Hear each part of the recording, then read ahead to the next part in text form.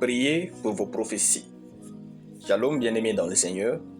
Notre méditation du jour s'intitule Priez pour vos prophéties. Nous tirons notre texte dans Luc chapitre 2, le verset 25, qui nous dit ceci. Et voici, il y avait à Jérusalem un homme appelé Siméon. Cet homme était juste et pieux, il attendait la consolation d'Israël et l'Esprit Saint était sur lui. Alléluia. Prier pour les prophéties faites à notre sujet est très important que les prophéties elles-mêmes. Si nous ne prions pas pour les prophéties que Dieu a données sur nous, le diable travaillera contre leur accomplissement. Dans l'Ancien Testament, Dieu avait dit que les enfants d'Israël feront 70 ans d'esclavage, ensuite ils entreront à Jérusalem. Mais ils en firent plus. Daniel, étant à la bibliothèque pour lire, s'était rendu compte que le temps de leur liberté était passé.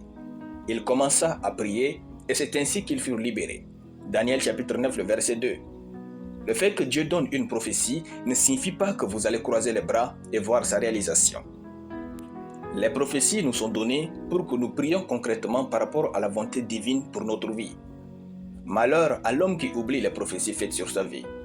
Réveillez-vous et priez pour la réalisation totale des prophéties faites sur vous en cette nouvelle année 2024. Prier pour les prophéties faites sur vous, c'est prier selon le Saint-Esprit. Décrétez un jour où vous priez pour vos prophéties. Cela vous garde sensible par rapport à votre futur. Dans notre verset, Siméon était un homme qui attendait l'accomplissement de la prophétie du Messie. Quand Jésus était né, on le lui présentait, il fut satisfait. Le texte dit, il attendait la consolation d'Israël et l'Esprit Saint était sur lui. Prier pour les prophéties faites à notre sujet nous aide à prendre de bonnes décisions. Car les prophéties sont des outils de décision.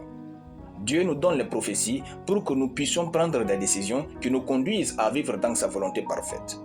Par exemple, si la prophétie dit que vous serez un grand homme d'affaires, allez donc faire les cours de vente, de finance et de marketing. Regardez votre vie actuelle et vos prophéties. Êtes-vous en harmonie avec elles? Que vos décisions correspondent à la couleur des prophéties faites sur vous. Vivez d'après vos prophéties. Les prophéties sont des fenêtres sur votre futur. En priant pour elles, vous établissez à succès votre destinée. Alléluia. Nous allons prier. Merci Père pour ta parole. Je déclare que toutes les prophéties faites à mon sujet s'accompliront au nom de Jésus. Amen.